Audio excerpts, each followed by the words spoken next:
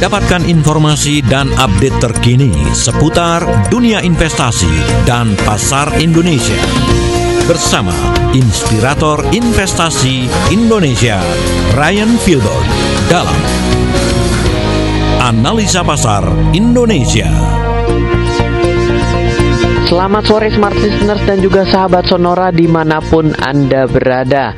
Senang sekali saya dengar Ryan Filbert kembali bisa menyapa Anda pada Analisa Pasar setiap hari Rabu. Dan pada sore hari ini di tanggal 1 April tahun 2020 saya akan kembali menyapa Anda untuk memberikan review dan juga beberapa strategi-strategi dan tips terkait dengan pengelolaan investasi dan keuangan Anda. Bagaimana dengan Anda semua sepanjang satu minggu ini? Masih dalam tema work from home dan memang banyak sekali pekerjaan-pekerjaan saya dalam minggu ini juga masih ada di rumah dan tim saya juga masih ada di rumah. Semoga Anda bisa terus menjaga kesehatan dan juga mari kita tetap menjaga kesehatan kantong kita utama, karena kalau kesehatan kita terjaga tapi kantong kita tidak bisa kita amankan, maka kita dalam masalah selanjutnya. Oke, kita akan mulai dari Bursa Efek Indonesia. Indeks harga saham gabungan kembali mengalami penurunan dari perdagangan hari ini, di mana pada awal perdagangan indeks harga saham gabungan dibuka pada level 4.538 dan sejak sesi pertama ditutup mulai menjelang akhir daripada sesi pertama, indeks harga saham gabungan terus mengalami penurunan dan dibuka langsung pada sesi kedua pada level 4.509 dan melemah sampai dengan level 4.450. Jadi kalau kita perhatikan dalam satu minggu terakhir indeks harga saham gabungan sebenarnya mengalami kenaikan sebesar 13,63%. Namun kalau kita lihat dari awal tahun, indeks harga saham gabungan kita masih mengalami penurunan sebesar kurang lebih di 28%. Dan kalau kita bawa dari pergerakan harga emas berada pada kisaran level 1.580 ke 1.590, meninggalkan areal 1.600, artinya dibandingkan minggu lalu emas mengalami penurunan. Dan tentunya kalau kita perhatikan, kita masih belum bisa mendapatkan sentimen cukup banyak, sehingga nilai tukar kita juga masih dalam areal yang cukup tinggi, di mana pada minggu ini dan tepatnya adalah pada perdagangan hari ini pun kembali mencoba untuk ke titik 16.500 dan pada tanggal 27 Maret lalu kita terendah di level 16.140. Nah, ada beberapa yang menjadi catatan dan bisa saya sharing. Saya mau mencermati dari kemungkinan aktivitas yang melambat akan menyebabkan banyak hal. Tentunya kita sudah mendapatkan update dari Bapak Presiden juga menyatakan bahwa akan dilakukan stimulus, dan pada pagi hari tadi juga Ibu Sri Mulyani sudah menjelaskan di layar kaca. Hampir semua layar kaca memberikan rekaman ataupun live dari Ibu Sri Mulyani terkait dengan stimulus ekonomi dan juga kebijakan fiskal dan moneter yang akan dilakukan dari negara kita. Tapi itu adalah yang dilakukan oleh negara, yaitu lebih kepada kebijakan makro. Lalu apa yang harus kita lakukan terhadap diri kita di tengah kondisi saat ini? Maka biasanya ada beberapa pola yang harus kita perhatikan. Pada saat ini secara kita perhatikan adalah pertumbuhan ekonomi kita dalam kondisi yang tanda kutip ya tidak bisa disebut berbahaya, tapi boleh kita aware atau kita khawatirkan bahwa ya mall saja sudah tutup. Dan saya juga kemarin coba untuk pergi ke mall karena saya ada keperluan, dan ternyata hampir tenannya 50, mungkin akan meningkat terus kalau memang sampai dengan minggu depan masih seperti ini, maka kondisinya akan semakin melambat. Karena perbedaannya, saya juga setuju dengan Ibu Sri Mulyani dibandingkan tahun 98 dan juga 2008. Perbedaan kali ini adalah untuk demand and supply pada permintaan dan penawaran atas aktivitas sehari-hari ini yang terganggu. Tidak dalam sektor keuangannya, namun lebih kepada hal yang real kepada masyarakat. banyak hari ini justru yang terdampak justru kepada industri menengah dan industri kecil. Karena kalau industri besar dia masih memiliki cadangan kas dan masih bisa bertahan. Kalau industri kecil biasanya kasnya menipis. Saya juga kemarin di vlog di YouTube juga memberikan sedikit informasi bahwa ada 4 hal yang harus Anda perhatikan bila Anda mau sustain atau bertahan dalam kondisi hari ini. Secara ringkas mungkin saya juga akan sharing kepada Anda bahwa step pertama adalah Anda harus bisa mencatat di 3 bulan terakhir apa yang menjadi pengeluaran dan ikuti gaya handphone Anda kalau sudah mau kehabisan baterai. Namanya adalah ultra saving power baterai. Jadi lihat yang mana yang paling ultra, yang paling perlu sekali, lalu Anda kalikan 6 bulan, maka Anda harus siap-siap bahwa saya tidak pernah berharap bahwa kondisi ini menjadi berkepanjangan. Namun pemulihan semakin lama kita akan boleh dibilang work from home, maka kita akan semakin lama juga untuk pulih karena akan ada banyak aspek-aspek yang menjadi kebiasaan pada hari ini akan berlanjut. Misalnya ya, contoh yang ada di dalam keluarga kecil saya lah ya. Tadinya kita untuk makan di luar dan makan di rumah kita 50% karena saya juga pulang malam, istri saya juga pulang malam. Akhirnya kita membiasakan untuk sebagian untuk makan di rumah, sebagian lain kalau pulang malam maka kita makan di luar. Ternyata setelah 2 minggu berjalan, ternyata makan di rumah enak juga ya. Kita bisa lebih santai dan lain sebagainya. Dan kemungkinan besar menurut feeling saya ini akan berlanjut. Nah, artinya kalau hanya dari satu hal yang kecil dan ternyata terjadi secara masif, maka akan terjadi penurunan omset dari restoran-restoran ataupun tempat makan di sekitar kita. Dan bila ini juga dirasakan oleh Anda, berarti apa yang saya contohkan dengan hal yang kecil ini justru ya akan menjadi suatu contoh ketika kebiasaan ini sudah terjadi kepada seluruh masyarakat, orang-orang menjadi jauh lebih sehat. Hari ini orang-orang jauh lebih sehat loh. Ya, dia sering cuci tangan, dan saya juga lihat di kompleks saya yang tadinya tidak terlalu banyak yang berjemur, pada pagi hari ini berjemur. Lalu misalnya juga kurang untuk menggunakan lebih banyak jalan kaki agar sehat. Nah, ini kan artinya ada terjadi suatu pola-pola yang akan bergeser dan akan mengurangi omset atau pendapatan dari sebuah industri, dan ini yang menjadi kekhawatirannya. Jadi mungkin yang menjadi perhatian saya di awal ini, apa yang mau saya coba sampaikan adalah kita harus aware bahwa kalau kejadian ini berkepanjangan akan ada dampak secara ekonomi yang juga menjadi bola liar yang harus kita pertimbangkan tentunya terhadap kantong kita. Nah, pertumbuhan ekonomi akan related dengan pertumbuhan suku bunga, dan suku bunga kita juga pada saat ini dalam posisi yang rendah. Dan apa yang menarik untuk kita perbincangkan dan kita investasikan dan harus kita alokasikan kemana, nanti di sesi kedua kita akan membahas lebih jauh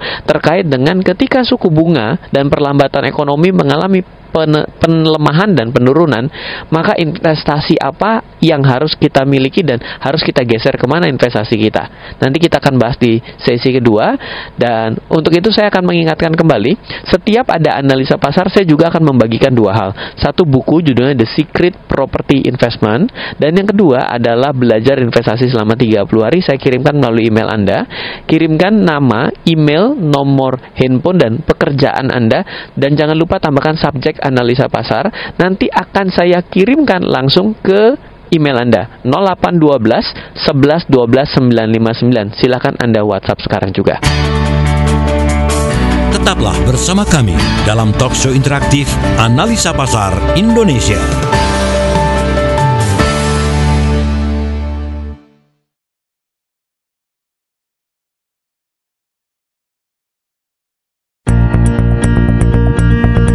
Kembali Anda ikuti talkshow interaktif bersama Ryan Filbert dalam Analisa Pasar Indonesia.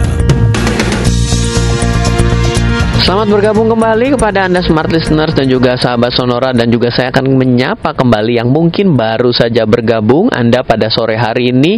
Saya sedang berbincang-bincang dengan Anda semua dengan tema analisa pasar yang selalu diadakan setiap hari Rabu sore. Dan apa tema pada minggu ini?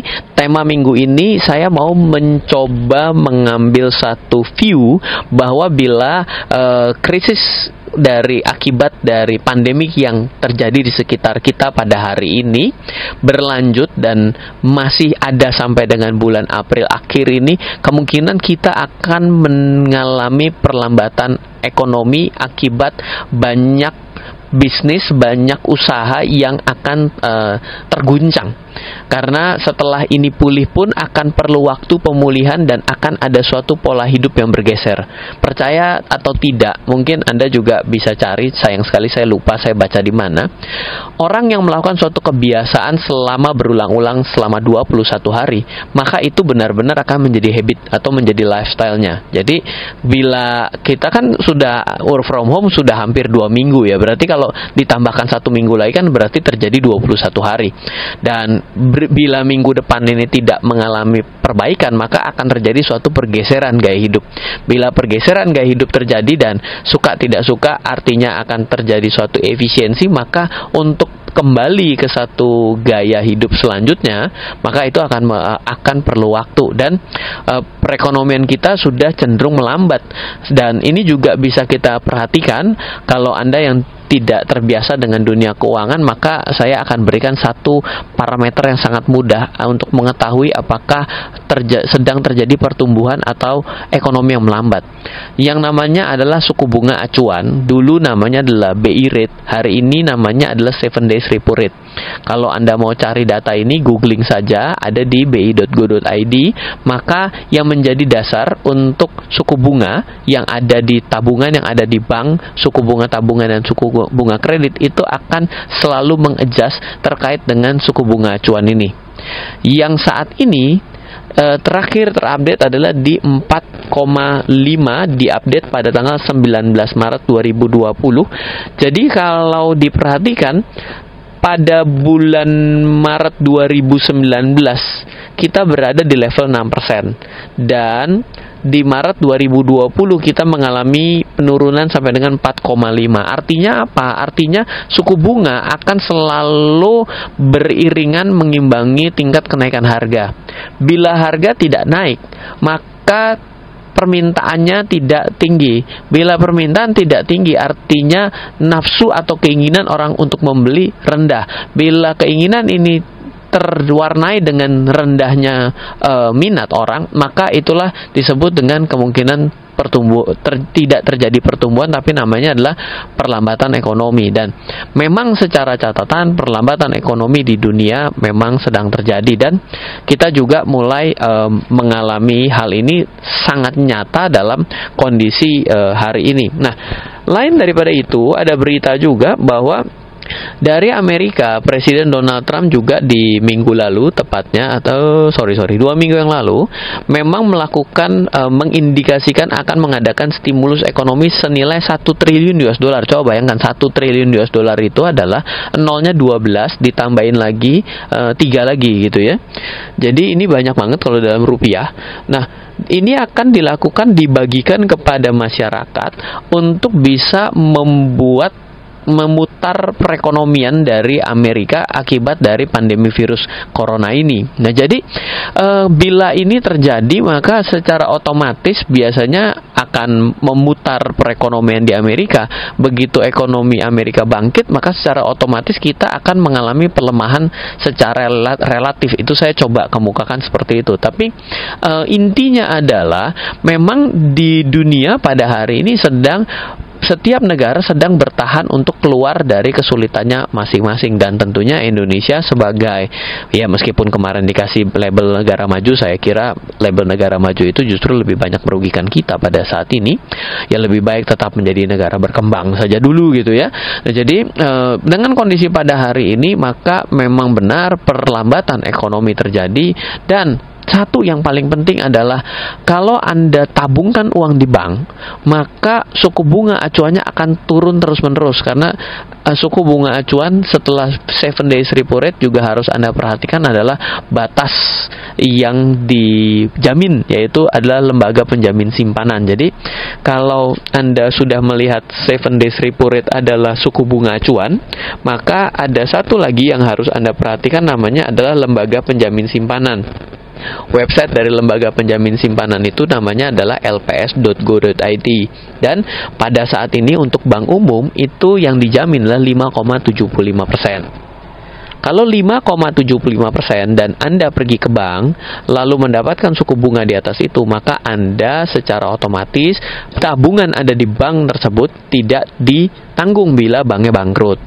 Lalu ada juga Bank Perkreditan Rakyat. Untuk BPR pada saat ini adalah 8,25%. Jadi tips pertama pada saat ini, bila Anda masih menaruh uang di bank untuk tujuan investasi jangka panjang Anda, di tengah ketidakpastian seperti ini, bila uang Anda terlalu kecil, iya, terlalu kecil itu berapa, Ryan? Ini adalah suatu hal yang relatif ya, sulit untuk dijawab iya dan tidak. Tapi ada satu penelitian yang saya gunakan dasarnya, yaitu saya rilis di pertengahan tahun 2019 yang mengatakan bahwa orang di Indonesia dan di dunia itu bila tidak memiliki total aset senilai di atas 150 juta rupiah, maka dan nilai uangnya juga kurang dari 150 juta, maka uangnya disebut dengan uang di bawah rata-rata. Nah, kalau di bawah rata-rata ini dan kita memang memaksakan diri untuk mendepositokan di bank,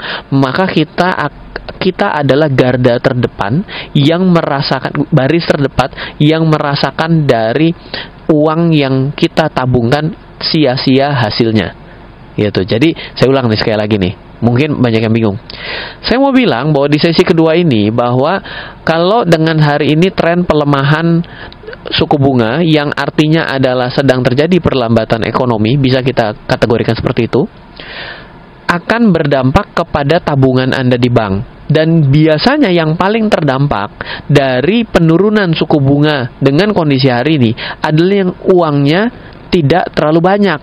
Kalau dipaksa untuk menyatakan berapa rupiah nilai uang yang tidak terlalu banyak yang ada di bank yang rasanya itu dampaknya kecil buat kita atau kita cenderung rugi, maka berdasarkan data penyebaran uang yang dimiliki oleh orang sehingga berada di atas rata-rata ataupun di bawah rata-rata, maka dengan total uang di bawah 150 juta itu kita cenderung uang kita merasa lebih mudah untuk terkena kalau pesawat tuh namanya turbulensi, goncangan-goncangan.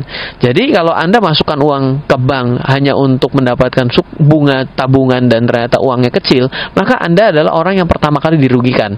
Kalau uang yang besar mungkin masih beda. Kenapa? Karena uang yang besar itu masih bisa membeli sesuatu dalam skala tertentu.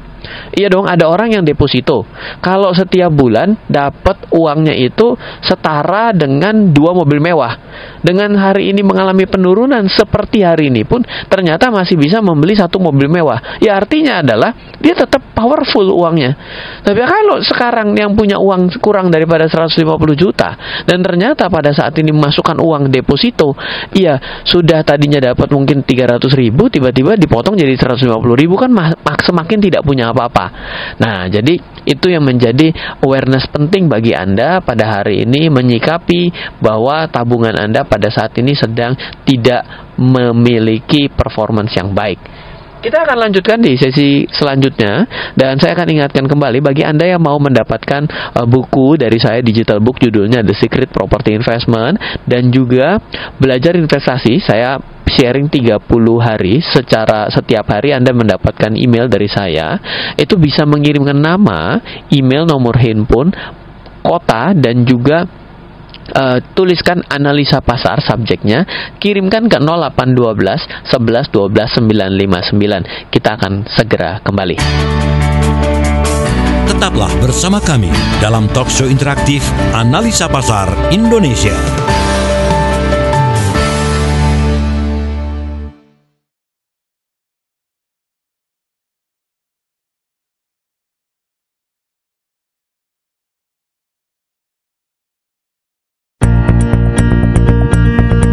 Kembali Anda ikuti talkshow interaktif bersama Ryan Filbert dalam Analisa Pasar Indonesia. Kita sudah sampai di sesi ketiga, Smart Listeners dan juga sahabat Sonora, masih bersama Ryan Filbert dalam analisa pasar.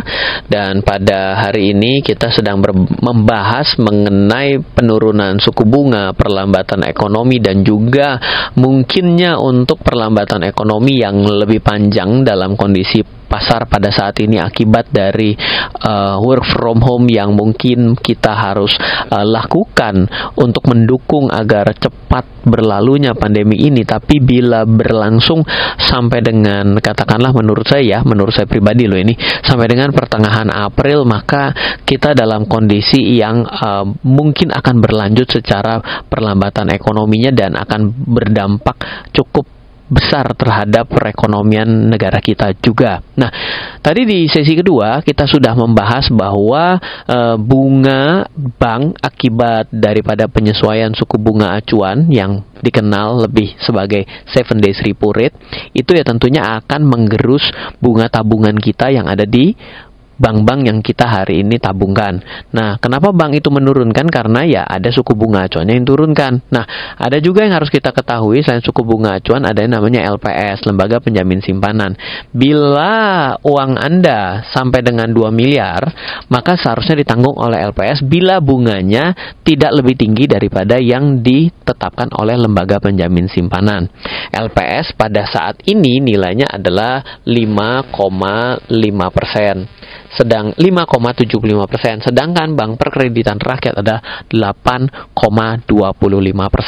Artinya bila uang Anda pada saat ini berada di bank sekalipun, biasanya orang yang memiliki uang yang sedikit justru yang paling berdampak akibat penurunan daripada suku bunga ini, sehingga boleh dibilang uangnya tidak bekerja dengan optimal. Jadi ambil sikap lebih aware dengan kondisi pada hari ini. Nah, kalau ditanyakan kalau gitu lebih baik kita alihkan kemana dari yang namanya deposito ini, ya mungkin pertama tentunya yang memiliki tingkat keamanan yang boleh dibilang melebihi, ya pasti ada namanya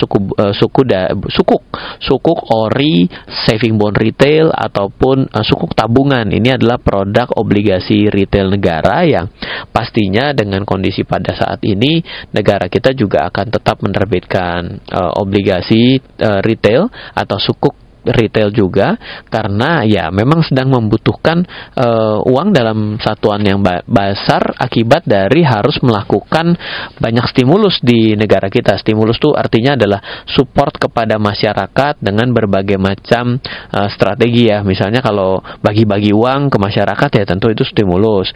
Diperbesar belanja untuk BPJS-nya, tadi kan sudah diinformasikan juga tuh tadi pagi oleh Ibu Sri Mulia. Itu kan pasti kan perlu uang. Ya salah satunya kalau memang tidak memiliki cukup pendapatan dari pajak dan lain-lainnya, tentunya ya pasti akan menerbitkan hutang, dan lebih baik memang berhutang ke masyarakat daripada berhutang ke luar negeri. Itu yang menjadi semangat utama. Loh kalau gitu saya nggak percaya nih, emang negara bisa bayar? Itu sudah repot kalau udah kata-kata negara Republik Indonesia-nya pun ngutangin dan sehingga bisa kita beli surat utangnya seperti deposito, kita nggak percaya bahwa negara kita bisa bayar, ya repot juga gitu. Itu menjadi satu hal yang menurut saya tidak memiliki semangat sebagai warga negara Republik Indonesia lah, mungkin kira-kira begitu ya. Nah, lalu juga menjadi pesannya adalah kalau memiliki view pada hari ini, kita harus tahu bahwa ketika sulit pasti akan ada peluang. Artinya adalah peluang-peluang usaha itu akan selalu terbuka. Pada hari ini orang-orang yang masih bertahan tentunya ketika dia sebenarnya sudah membangun divisi online. Sama juga mungkin saya cerita dengan tim saya. Tim saya sudah membangun divisi online course atau belajar secara online, karena memang saya memang memiliki divisi pendidikan di tempat saya, online course untuk terkait belajar investasi, baik saham, reksadana, lalu juga ada perencanaan keuangan yang disebut dengan asset planning. Semua itu kita sudah terbiasa melakukan sejak 2017 sampai dengan tahun 2020 dengan berinvestasi pada infrastruktur online. Sehingga secara otomatis divisi kami walaupun pada hari ini work from home, memang pada hari ini juga banyak kegiatan-kegiatan dari tim saya yang tidak bisa berjalan. Jangankan mau berjalan, mau ke OJK saja tidak bisa karena OJK-nya work from home, sehingga ada perusahaan-perusahaan perizinannya juga tidak bisa diproses. Maka pada hari ini divisi online learning saya berjalan dengan normal. Setiap harinya kita selalu mengadakan acara, kita punya webinar, kita punya. Nah, ini artinya apa? Artinya adalah ketika hari ini terjadi, Anda sebenarnya sadar bahwa bisnis ada yang tetap berjalan dan mungkin sudah menjadi cambukan pada hari ini untuk Anda ekspansi ke arah sana, melengkapi usaha yang Anda miliki pada hari ini dengan divisi online.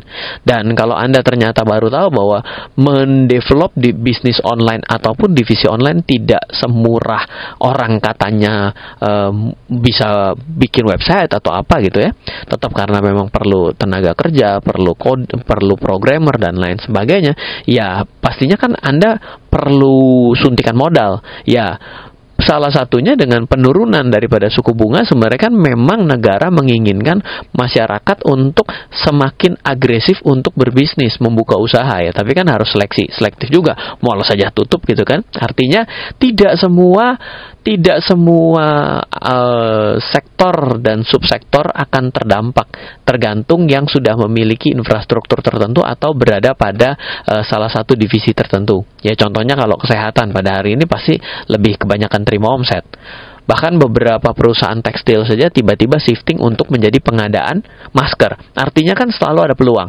Ya hari ini kalau Anda mau melebarkan usaha Anda atau membuat sebuah divisi dengan cara berhutang, mungkin memang bunga bank sedang dalam kondisi yang cukup bersahabat. Jadi ya silakan Anda bisa mulai pikirkan kepada usaha dan bisnis Anda untuk Anda buat sebuah divisi yang memang saat ini menjadi nilai tambah bagi bisnis Anda, katakanlah online atau Anda mau mengalir ke divisi kesehatan atau apapun. Tapi artinya adalah penggunaan dana pihak ketiga seperti bank menjadi suatu hal yang menarik untuk Anda perhatikan dan pertimbangan hari ini selama risikonya bisa Anda ukur. Mungkin saya akan lanjutkan nanti di sesi keempat dari perbincangan ini, dan saya akan coba ingatkan kembali Anda yang belum mengirimkan nama, email, nomor handphone, lalu kota domisili, serta jangan lupa tambahkan subjek analisa pasar. Anda akan mendapatkan 2, yaitu pertama buku judulnya The Secret Property Investment dari saya. Yang kedua adalah belajar investasi selama 30 hari. Silahkan Anda kirimkan ke 0812 11 12 959 sekarang juga. Kita akan kembali sebentar lagi. Tetaplah bersama kami dalam talkshow interaktif Analisa Pasar Indonesia.